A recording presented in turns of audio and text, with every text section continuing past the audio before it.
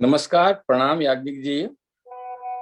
आपके पहले जो भी प्रवचन हुए हैं उसका काफी अच्छा लाभ लोगों को मिल रहा है। धार्मिक और मैं कहूँगा मानसिक खुराक लोगों को प्राप्त हो रही, तो सभी की इच्छा थी कैसे आपके नियमित आपके श्रीमुख से प्रवचन हम सुन पाए।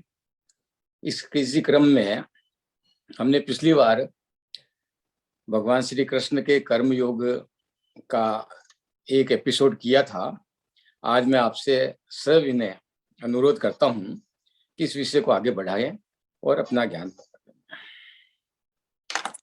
जय श्री हरि। कृष्णं नारायणं वंदे, कृष्णं वंदे प्रथासुतं, कृष्णं द्वैपायनं वंदे, कृष्णं वंदे जगद्गुरुं।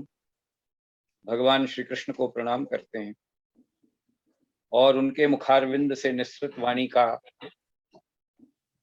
आचमन करके हम सब लोग आज के इस चिंतन सत्र में प्रवेश करते हैं। आज बहुत ही पवित्र दिन है। मक्खन जी, आपका मैं अभिवादन करता हूं कि आपने आज के दिन यह चिंतन सत्र रख करके वास्तव में भारत की संस्कृति, भारत के संस्कार का जो मूल उद्देश्य है उसको जन जन तक पहुंचाना, यहाँ तक कि देश और विदेश में पहुंचाने का काम आपके द्वारा संपन्न हो रहा है। इस समय आप अमेरिका में हैं, तो जितने भी अमेरिका से लोग जुड़े हुए हैं उनको भी जय श्री हरि प्रणाम। भारत से जुड़े हुए लोगों को भी प्रणाम। आज सबसे पवित्र दिन इसलिए है क्योंकि आज पूर्णिमा का दिन। दूसरी बात है कि ये बुद्ध पूर्णिमा है। हमारे यहाँ, हमारे देश की संस्कृति में, हमारे देश के संस्कार में पूर्णिमा का बहुत महत्व है।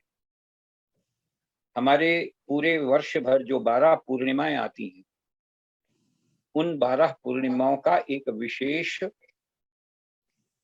महत्व होता है।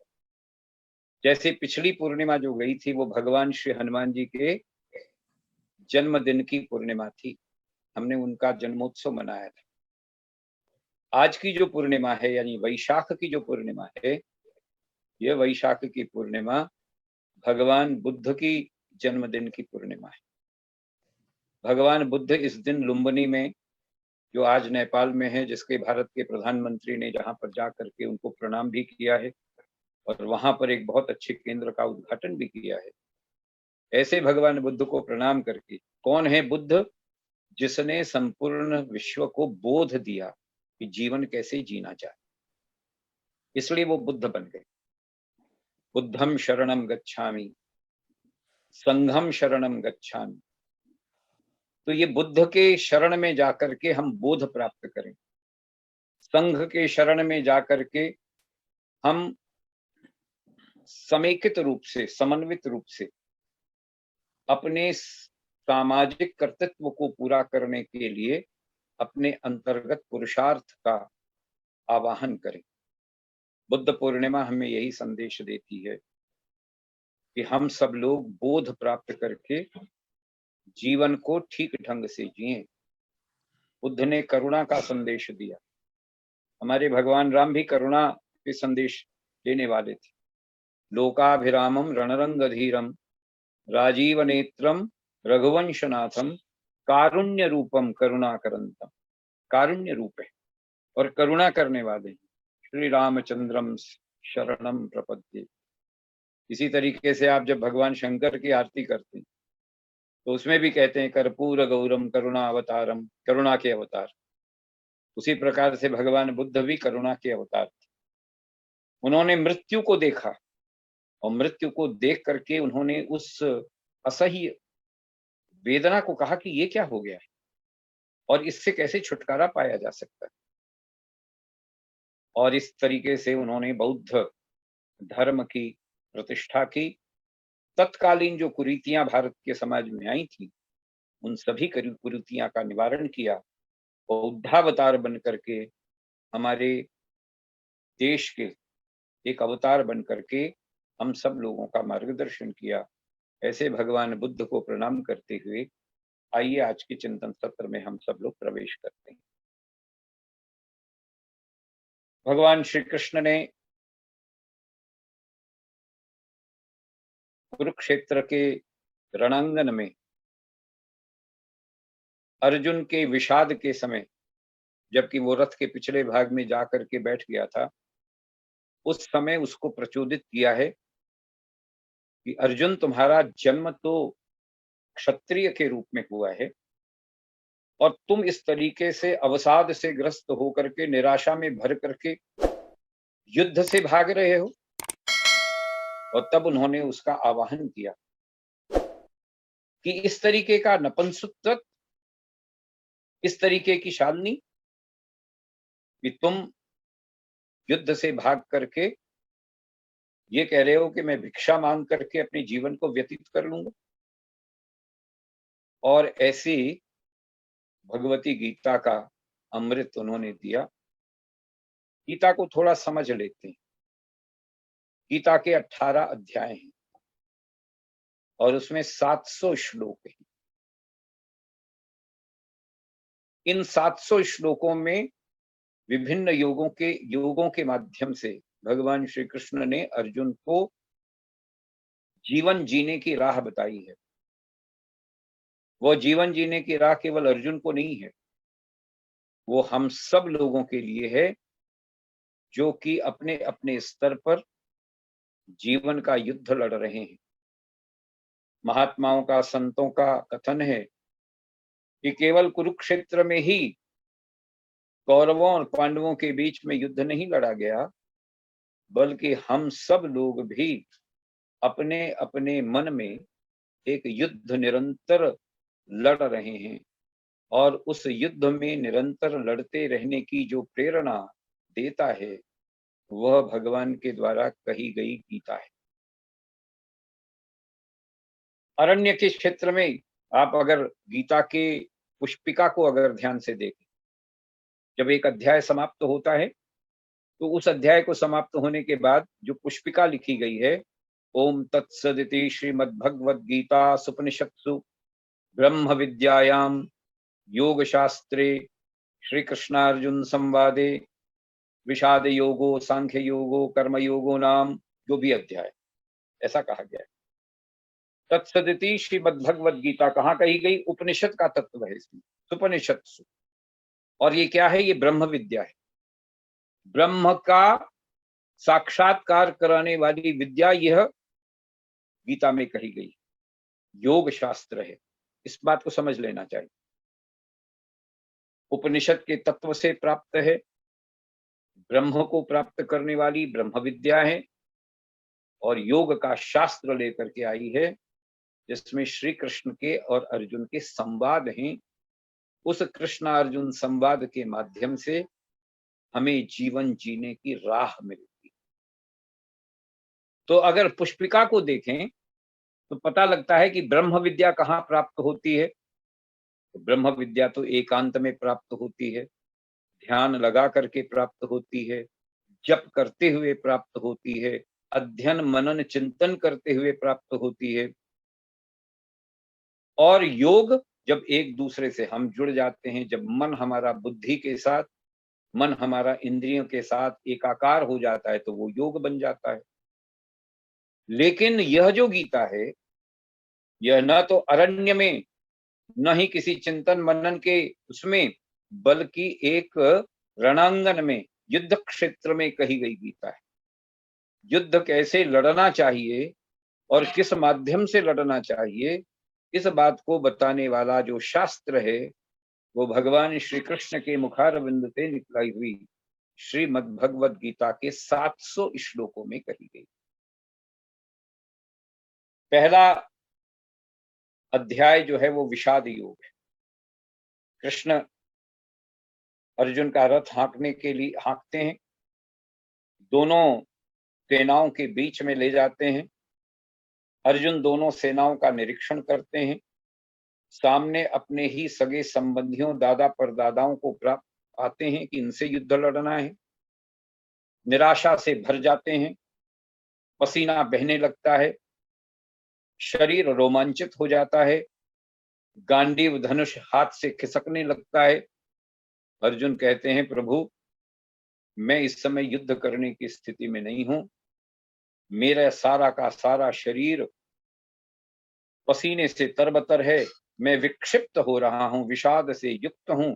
और ऐसा कह करके वह रथ के पिछले भाग में जाकर के बैठ जाता है।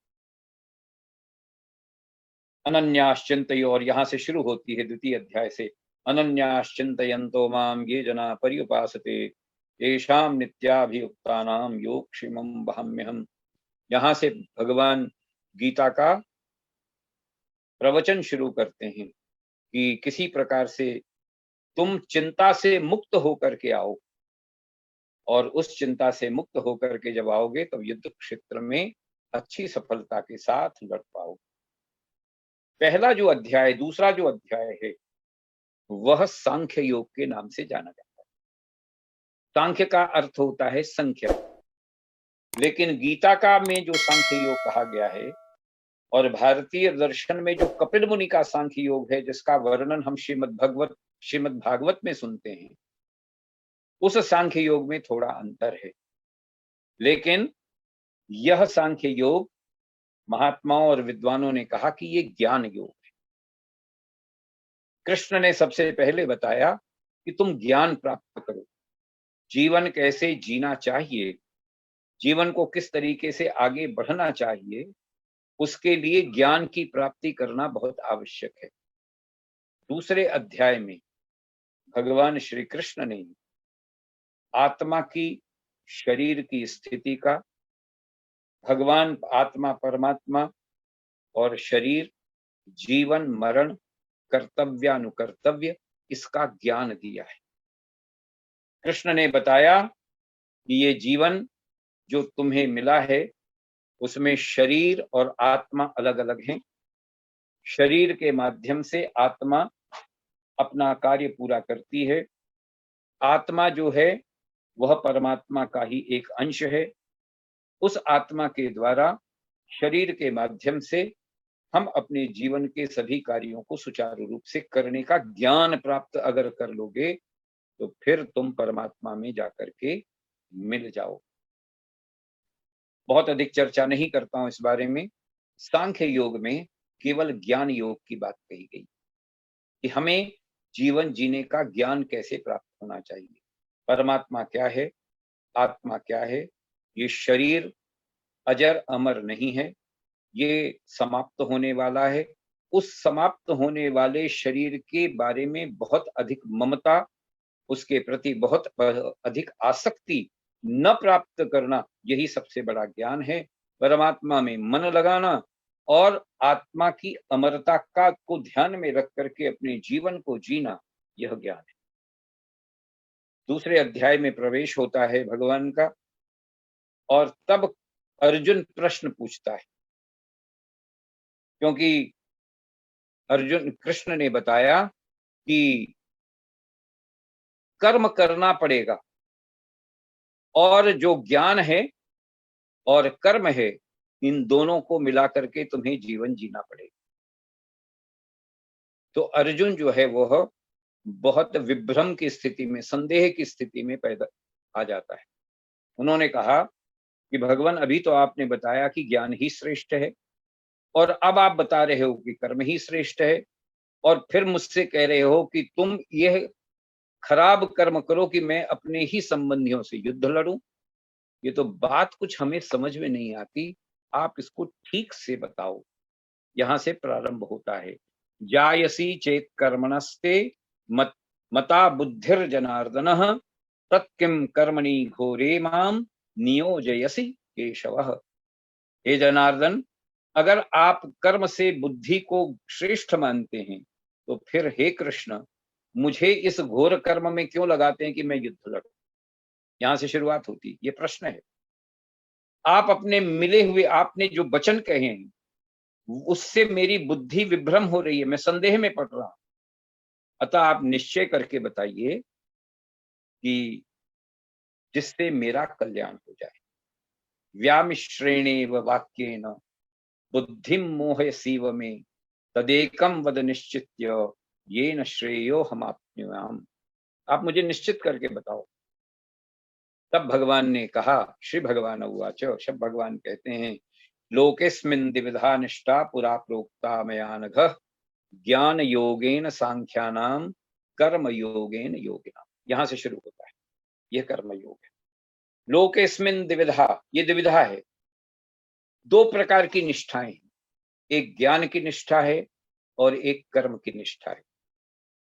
हर व्यक्ति इस संसार में पैदा होने वाला, उसकी प्रकृति अलग अलग है। हमारे परिवार में भी आप देखते हैं कि जितने भी लोग हैं, उनमें से कोई बहुत इंटेलिजेंट होता है, कोई बहुत बड़ा स्पोर्ट्समैन होता है, कोई बहुत अच्छा व्यापारी होता है, कोई बहुत अच्छा कलाकार होता है। ये एक घर में होता है, तो इस संसार की कैसी स्थिति हो? एक घर में ही अलग अलग प्रकार की गुणों को लेकर के पैदा होने वाले लोग अपने अलग अलग गुणों के माध्यम से अपने जीवन का विकास करते हैं। और यही बात यहाँ पर कृष्ण कह रहे हैं, लोकेस्मिन् द्विविधा निष्ठा पुरा प्रोक्ता मया नघ, ज्ञान योगेन सांख्यानाम कर्म योगेन योगिनाम। कुछ लोग ऐसे होते हैं जो कि विद्या अध्ययन करने में बहुत प्रवीण होते हैं, ज्ञान प्राप्त करने में वो बहुत अच्छे प्रतिभाशाली होते हैं। कुछ ऐसे लोग होते हैं जो शरीर से सक्षम होते हैं और कर्म करने में जिनकी किसी भी प्रकार की कोई दूसरी सानी नहीं होती, कर्म अच्छा तरीके से कर सकते। लोकेस्मिन् द्विविधा निष्ठा, इस प्रकार की निष्ठाएं, दो प्रकार की निष्ठाएं, और इन दोनों प्रकार की निष्ठाओं को लेकर के ही व्यक्ति जो है अपने संसार में जन्म देता है। एक तीसरे प्रकार का भी योग बाद में बताएंगे, दशम अध्याय में, जो भक्ति योग कहा गया है। लेकिन भक्ति योग के बारे में विद्वानों का मत है कि यह भगवान के प्रति पूर्ण समर्पण भाव है। तो तीसरे प्रकार की निष्ठा कौन होती है? जो बहुत ज्यादा व्यक्ति इमोशनल होता है, संवेदनशील होता है, जो ज्ञान प्राप्त करने में उतना प्रवीण नहीं है, जो कर्म करने में उतना प्रतिभाशाली नहीं है, वो क्या करता है? अपने आप को, स्वयं को समर्पित कर देता है और इमोशन के माध्यम से अपने जीवन को जीने की राह को देखता है। तो ये तीन प्रकार की स्थिति। तब भगवान कृष्ण कहते हैं कि कर्म करना पड़ेगा। इस संसार में कोई भी ऐसा, चाहे कितना भी ज्ञान प्राप्त करो, लेकिन उसके बावजूद भी तुम्हें कर्म अवश्य करना पड़ेगा। और उन्होंने कहा कि इस संसार में कोई भी व्यक्ति ऐसा नहीं है जो बिना कर्म के जिंदा रहता हो। Everybody has to do something और द अदर। न कर्मणा मनारंभा नैष्कर्म्य पुरोष्णति, न च संन्यस्य नादेवं सिद्धि समधिगच्छति। ऐसा कोई है ही नहीं जो कर्म नहीं करता है। न ही कश्चित क्षणमपि जातु तिष्ठत्य कर्मकृत, कार्यते ह्यवशः कर्म सर्व प्रकृति जैर्गुणे। कोई भी ऐसा व्यक्ति नहीं है, चाहे वह तामसी प्रकृति का व्यक्ति हो, आलसी हो, तो आलसी होगा तो लेटा रहेगा। अब लेटे रहना भी तो एक कर्म है। अगर वो आलस्य से, प्रमाद से लेटा हुआ है तो वो भी तो एक कर्म कर रहा है। इसी प्रकार से कोई बहुत राजसी व्यक्ति का है जो बहुत दौड़ भाग करता है, तो वो तो कर्म कर ही रहा है। इसी प्रकार से कोई भक्ति के मार्ग से चलता है, इमोशन के माध्यम से चलता है, और जब वो व्यवहार करता है तो वो भी तो कर्म कर रहा है। तो भगवान कहते हैं, न ही कश्चित क्षणमपि जातु तिष्ठत्य कर्मकृत। कोई भी मनुष्य किसी भी अवस्था में क्षण मात्र भी, एक मिनट के लिए भी कर्म किए बिना नहीं रह सकता। ये जान लेना चाहिए। कोई भी व्यक्ति कभी भी कर्म किए बिना आप नहीं रह सकते। कार्यते ह्यवशः, क्योंकि ये प्रकृति हमारी, it is a nature, it is our nature that we can not sit ideal. हम किसी भी तरीके से आइडियल नहीं बैठ सकते। लेटे हैं तो लेटे रहना भी कर्म है, बैठे हैं तो बैठे रहना भी कर्म है, चल रहे हैं चलते रहना भी कर्म है, हाथ ऊंचा कर रहे हैं, नीचा कर रहे हैं, कुछ कर रहे हैं, समथिंग इज बीइंग डन। तो ये प्रकृति जन कर्म है, इसके बिना कोई रह नहीं सकता। अब जब इसके बिना नहीं रह सकता तो क्या करना चाहिए, तो कैसे करना चाहिए? तब भगवान कहते हैं, तुम्हें नियत कर्म करना चाहिए। You must do your duty. जो तुम्हारे लिए नियत हुआ है, जो निश्चित हुआ है, उस कर्म को तुम्हें करना चाहिए। अर्जुन को इसलिए कहते हैं तुम्हारा धर्म, तुम क्षत्रिय वंश में पैदा हुए हो, तुम्हारा कर्म केवल और केवल यदि आवश्यकता पड़े तो तुम्हें युद्ध के लिए निरंतर सन्नद्ध रहना चाहिए। तुम युद्ध करो क्योंकि क्षत्रिय हो। नियतम, अब भगवान कहते हैं नियतम कुरु कर्मत्वम कर्म जायेहु कर्मणः शरीर यात्रापि च ते न प्रसिद्धेत कर्मणः। तुम शास्त्र विधि से जो निश्चित हुआ है उस शास्त्र विधि से नियत कर्तव्य कर्म को करो, क्योंकि कर्म न करने की अपेक्षा कर्म करना हमेशा अच्छा होता है। कर्म न करने से तुम्हारा शरीर का निर्वाह सिद्ध नहीं होगा, तुम अपना जीवन ठीक से नहीं जी सकोगे। ये पहला एग्जाम्पल कृष्ण देते हैं। हमें क्या करना चाहिए? नियतम कुरु कर्मत्वम कर्म जायेहु कर्मणः शरीर यात्रापि च ते न प्रसिद्धेद कर्मणः। जो तुम्हारा नियत है। अब क्या नियत कर्म है? हमारा जो मानव शरीर है उसके बारे में भारत की संस्कृति कहती, भारत का ऋषि कहता है कि सामान्य तौर के ऊपर 100 वर्ष का जीवन दिया है। शतं जीवेत शरदः शतगुम शृणुयाम शरदः शतं ब्रवाम शरदः। 100 वर्ष के जीवन की कल्पना की गई और उस 100 वर्ष के शरीर को 4 भागों में बांटा गया, आश्रम में बांटा गया है। पहला आश्रम कौन सा है? ब्रह्मचर्य आश्रम। दूसरा आश्रम कौन है? गृहस्थाश्रम। तीसरा आश्रम कौन सा है? वानप्रस्थाश्रम। और चौथा आश्रम है संन्यासाश्रम। यहां पर नियत किया हुआ कर्म आश्रम के आधार के ऊपर। हमारी जिंदगी, मनुष्य की जिंदगी 100 वर्ष की, उस 100 वर्ष की जिंदगी को 4 भागों में बांटा और 4 भागों में बांट करके उसके कर्म नियत कर दिए गए।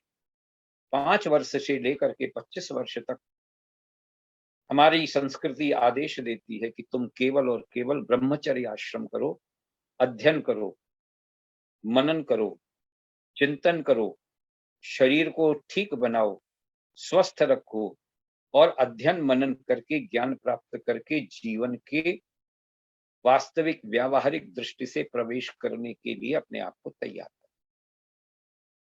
ये नियत कर्म है। नियतम कुरु कर्मत्वम। 5 वर्ष से लेकर के 25 वर्ष तक के बालक के लिए, हम सबके लिए कहा गया ये तुम्हारा कर्म नियत है। क्या करना चाहिए? अध्ययन मनन चिंतन, खूब खेलना चाहिए। इसलिए न कर्म करने से, विवेकानंद कहा करते थे, न कर्म करने से आलसी मत बनो। फुटबॉल खेलो, गीता मत पढ़ो, कोई बात नहीं, फुटबॉल खेलो, लेकिन अपने शरीर को स्वस्थ बनाओ, अपने इंद्रियों पर नियंत्रण करो और इंद्रियों को नियंत्रण करने की अपने अंतर में शक्ति पैदा करो, सामर्थ्य पैदा करो और उसके बाद गृहस्थ जीवन में प्रवेश करो। पूरा हो गया ब्रह्मचर्य आश्रम। अध्ययन हुआ, चिंतन हुआ, मनन हुआ, शरीर को स्वस्थ बनाया, शरीर को बलिष्ठ बनाया, आगे आने वाले 25 वर्ष के लिए अपने आप को तैयार किया। पाणी ग्रहण संस्कार हुआ, पति पत्नी बने, संतति का उत्पादन किया, गृहस्थ आश्रम में प्रवेश किया। बहुत विशद बात है। नियतम कर्म, हम अच्छे गृहस्थ बने।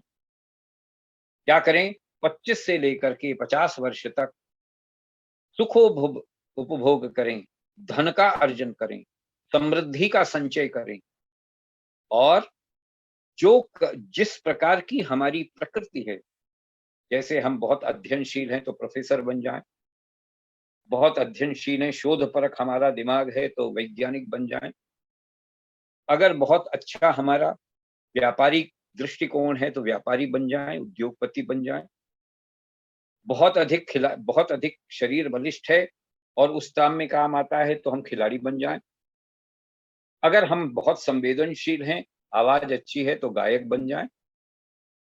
तो यह 25 वर्ष से लेकर के 50 वर्ष तक अपनी जो प्रकृति जन्य जो हमारे अंदर भगवान ने प्रतिभा दी है, उसका विकास करने के बाद हम अपने नियत कर्म करते हुए 50 वर्ष तक अपने जीवन को गुजारें, गृहस्थ धर्म का पालन करें, अच्छी संतान का उत्पादन करें, प्रजनन शक्ति से अच्छी संतान को पैदा करें, उनको लायक बनाने के लिए उनका सदैव पालन पोषण करें, तथा साथ ही समाज की सेवा करने के लिए जो कुछ हमसे अभिप्रेत है वो करें। यह नियत कर्म है। गृहस्थ आश्रम करने के बाद धीरे धीरे 50 वर्ष के बाद 50 वर्ष से लेकर के 75 वर्ष तक हम अपने अंतर की इंद्रियों पर नियंत्रित करते हुए अपने आप को समाज के लिए अर्पित करें, और वो है वानप्रस्थाश्रम।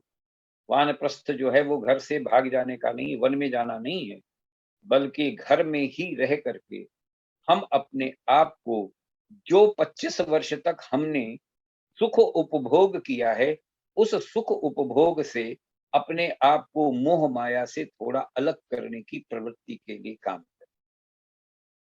यह वानप्रस्थाश्रम होगा। 75 वर्ष के बाद यदि भगवान ने कृपा की और हमारे अंदर प्राण हैं, आयु है, तो 75 वर्ष के बाद हम सब कुछ संन्यस्त भाव से त्याग करके, संन्यास माने त्याग देना, भाव से त्याग करके फिर भगवत चिंतन करते हुए परमात्मा को प्राप्त करने के लिए स्वयं का विकास करें, स्वयं का चिंतन करें, आत्मा को परमात्मा में मिलाने के लिए काम करें। यह व्यक्ति की नियत कर्म के बारे में बताया गया। नियतम कुरु कर्मत्वम कर्म जायेयुः कर्मणः। शरीर की यात्रा चल रही, 100 वर्ष की यात्रा है। शरीर यात्रा पी च तेन प्रसिद्धेद कर्मणः। ये 100 वर्ष का भाग भगवान हमारे देश के ऋषियों ने इस प्रकार से इसका बंटवारा किया। यह बंटवारा समझने की बात है। कैसे करें? तो मैंने बताया कि हमारी वृत्ति कैसे होनी चाहिए और उस वृत्ति को किस तरीके से हमने लेना चाहिए। चाहे हम ब्रह्मचर्य आश्रम में हों, चाहे हम गृहस्थ आश्रम में हों, चाहे हम वानप्रस्थाश्रम में हों, संन्यास आश्रम में तो अलग बात हो जाती है, लेकिन इन 3 आश्रमों में हम जिए कैसे? तो हमारे यहाँ एक ईशावास्य उपनिषद, क्योंकि ये जो गीता है, श्रीमद् भगवद गीता सुपनिषत्सु, उपनिषद के माध्यम से दी गई, तो हमारे यहाँ एक ईशावास्य उपनिषद और उसका पहला मंत्र है, और वही हमें जीवन जीने की राह बताता है और हमें अपने कर्म करने की प्रेरणा। कर्म कैसे करें? तो कहा गया कर्म ऐसे करो, ईशावास्यमिदं सर्वं यत्किंच जगत्यां जगत तेन त्यक्तेन भुंजीता माग्रदः कस्य स्विद्धनम्। विलक्षण मंत्र है, विलक्षण श्लोक है, सबको याद रखना चाहिए।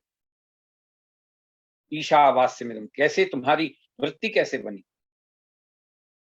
तो ऋषि कहता है, हम सभी पूरे के पूरे इस संसार को, इस ब्रह्मांड को ईशावास्य, ये संपूर्ण संसार जो है ईश से आवास्य है, भगवान से पूरित है, परमात्मा से पूरित है। ईशावास्य, पूरा का पूरा यूनिवर्स, पूरा का पूरा ब्रह्मांड, पूरा का पूरा संसार भगवान परमात्मा की कृपा से आच्छादित है। ईशावास्यमिदं सर्वम, सब जगह। यत किंच जगत, कोई भी ऐसी जगह नहीं जहां पर ईश्वर न हो, जहां पे परमात्मा न हो, जहां परमात्मा का प्रकाश न हो, जहां परमात्मा तत्व न हो, ऐसी कोई जगह। तब ईशावास्यमिदं सर्वम यत किंच जगत्यान जगत तेन त्यक्तेन भुंजिता। अब इसमें हम पैदा हो गए, तो तेन तक्तेन भुंजिता, हम किस तरीके से जिए? चाहे हम गृहस्थाश्रम में हों, चाहे ब्रह्मचर्य आश्रम में हो, चाहे वानप्रस्थाश्रम में हो, हमारे जीवन की वृत्ति कैसे बननी चाहिए? तो कहा तेन त्यक्तेन भुंजीता। कैसे भी हो? त्याग रहित भोग करें, त्याग सहित भोग करें। भोग हो, भोग तो करेंगे, भोजन तो करेंगे, घर में तो रहेंगे, कपड़े तो पहनेंगे, कार में तो घूमेंगे, लेकिन उसके पसी त्याग के साथ उपभोग करें। ये मान लें कि ये मेरा नहीं है, ये भगवान के द्वारा दिया गया है और मैं उसका उपभोग कर रहा हूं। तेन त्यक्तेन भुंजीता। और फिर उसके बाद एक राइडर लगाया, माँ गृदह कस्य स्विद्धनम। गिद्ध की तरह किसी के ऊपर, जिस तरीके से बहुत ऊंचे उड़ता हुआ गिद्ध भी, उसकी नजर कहाँ रहती है? जमीन पर पड़े हुए किसी लाश पर रहती है। तो हम इतने नीचे न गिरें। कैसा जिए? माग्रदह कस्य सिद्धनम। गिद्ध की तरह न जी करके हम किस तरीके से जिए?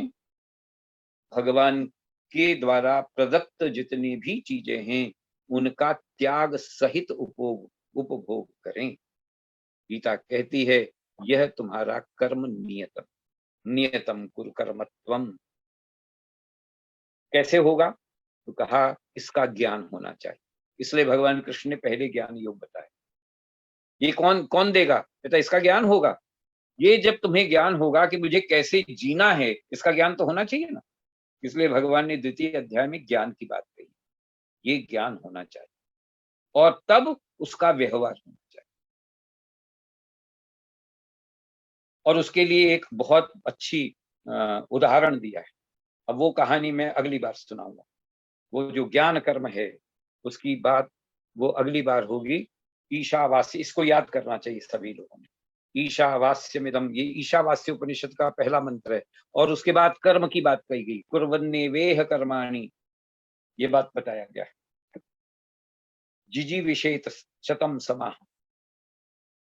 तो 100 वर्ष तक जिए, काम करते हुए जिए, ये बात कही। लेकिन काम कैसे करें? कहता ईशावास्यमिदम सर्वम यत्किंच जगत्यान जगत तेन त्यक्तेन भुंजीता माग्रदः कस्य स्विद्धनम। आप सभी लोग अमेरिका में बैठे हैं, वहां पर बहुत कर्मशील लोग हैं, ये तो बात माननी पड़ती। हमारे यहाँ ज्ञान बहुत है, ज्ञान बहुत बघाड़ते हैं, लेकिन काम नहीं करते। आपके यहाँ काम करते हैं, लेकिन कोल्हू के बैल की तरह काम करते हैं। कोल्हू का बैल क्या करता है? रोज चलता है चलता है चलता है, लेकिन वहीं आकर के फिर ठहर जाता, जाता कहीं नहीं, पहुंचता कहीं नहीं। तो हम पहुंचने का बाद भी बताते हैं, ये ज्ञान है। कैसे पहुंचना चाहिए, ये कर्म है। उस कर्म और ज्ञान को साथ में लेकर के अगर हम आगे बढ़ेंगे तो भगवान के द्वारा कही गई नियतम कुरु कर्म त्वम कर्म ज्यायै हो कर्मणः शरीर यात्रा पीच ते न प्रसिद्धेद कर्मणः, इस बात को ठीक ढंग से समझ लेंगे। आज के इस बुद्ध पूर्णिमा के अवसर पर मैं आपके सभी जितने भी दर्शक हैं, श्रोतागण हैं, उन सभी के हृदय में विराजित भगवान श्री कृष्ण को प्रणाम करता हुआ, आपके प्रति सद्भावना व्यक्त करता हुआ, भगवान को, कृष्ण को प्रणाम करता हुआ कि भगवान ऐसे हैं, सच्चिदानंद रूपाय विश्वोत्पत्त्यादि हेतवे तापत्रय विनाशाय श्री कृष्णाय वयम नमः। भगवान को प्रणाम करता हुआ अपनी वाणी को विराम देता हूँ। 1 मिनट। बहुत बहुत धन्यवाद। आपने बहुत ही सुंदर तरीके से नियत कर्म की व्याख्या की। वृत्ति के अनुसार किस प्रकार श्रेष्ठ कर्म कर सकते हैं, करना चाहिए, इस पर गहन प्रकाश डाला। आयु के अनुसार हमारे कार्य की, हमारे कर्म की क्या दिशा हो, इसकी विस्तृत विवेचना। कर्म करते समय कर्म के पीछे का भाव क्या रहे और ईश्वासीय भाव पर बहुत सुंदर विस्तृत विवेचना की। इसके हम सदैव आभारी रहेंगे। संपूर्ण समाज आपका साधुवाद करता है। अब मैं आपसे निवेदन करता हूं कि किसी मंत्र के साथ इसकी पूर्णाहुति की। ओम पूर्णमदः पूर्णमिदं पूर्णात् पूर्णमुदच्यते पूर्णस्य पूर्णमादाय पूर्णमेवावशिष्यते। यत्र योगेश्वरः कृष्णो यत्र पार्थो धनुर्धनः तत्र श्रीविजयो भूतिर्ध्रुवानीति मतिर्मम। ओम शांति शांति शांति।